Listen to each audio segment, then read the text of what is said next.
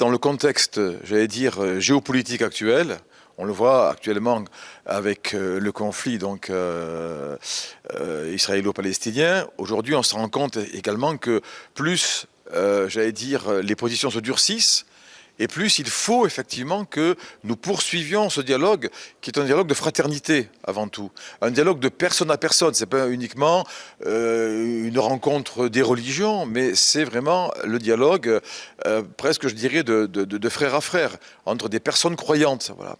Et plus la situation extérieure se durcit, et plus il nous semble que ce dialogue doit encore plus se développer et devenir de plus en plus effectif. Voilà. Ça, me semble-t-il, donc c'est une nécessité. Alors, en même temps, pourquoi on a voulu reprendre cette question en assemblée plénière? Parce que l'islam en France a évolué, les positions aussi des évêques de France évoluent par rapport à l'évolution de l'islam, ça peut se comprendre. Et de fait, on a voulu donc donner aux évêques un temps de parole libre, de parole même très libre par rapport à ces questions, avec deux interventions, celle de Michel Younès et celle du frère Jean-François Bourg, pour effectivement les éclairer et leur permettre de préciser, de nous confier, voilà, leurs attentes et leurs besoins à frais nouveaux.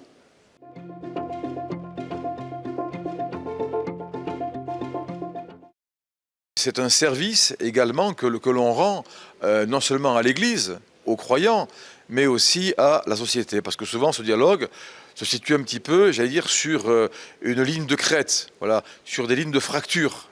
Et que dans ces situations-là, il est vraiment très très important que nous puissions parler, et puis nous parler et en même temps être présent, être là, voilà, sur ces lieux de dialogue, sur ces lieux de rencontre, être présent, voilà, sans forcément chercher à convaincre l'autre, voilà, mais à se dire également que la richesse du dialogue interreligieux, c'est d'abord que chacun soit à l'aise dans sa propre foi, mais qu'en même temps, ce que l'autre m'apporte dans son altérité, et je terminerai par là, puisse aussi m'aider à vivre ma propre foi.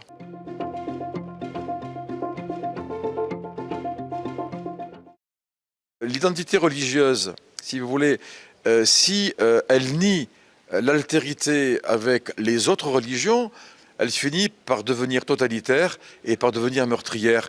Et c'est vraiment ce que nous voulons éviter grâce au dialogue interreligieux et particulièrement dans le contexte difficile que nous vivons, le dialogue entre les chrétiens et les musulmans. Sans altérité, on peut arriver aux pires situations, aux pires crises, on peut arriver à des actes anti-juifs, anti-chrétiens, anti-musulmans, si effectivement il n'y a pas cette altérité. Bon. Et je crois que notre mission aussi dans le dialogue, c'est vraiment actuellement d'aider des leaders religieux, et en particulier des leaders musulmans qui, eux, donc dans leur religion propre, croient à la nécessité de cette altérité.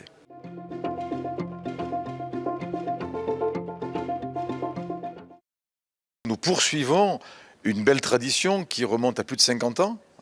Je crois que le document qui a été un peu la source conciliaire, c'est Nostra Aetate. À partir de Nostra Aetate, les papes successifs, je pense à Paul VI en particulier dans Ecclesiam Suam, qui a développé le dialogue du salut, et qui disait lui-même que la transcendance du dialogue est dans l'intention même de Dieu. Et puis ensuite, donc, Jean-Paul II, qui dans Redemptoris Missio dit effectivement que le dialogue interreligieux fait partie de la mission évangélisatrice de l'Église. Donc, enfin, en fait, on ne fait que continuer, si vous voulez, ce qui a déjà été initié par le Concile Vatican II et par les papes successifs. Et je vous renvoie aussi au pape François avec le document donc, sur la fraternité.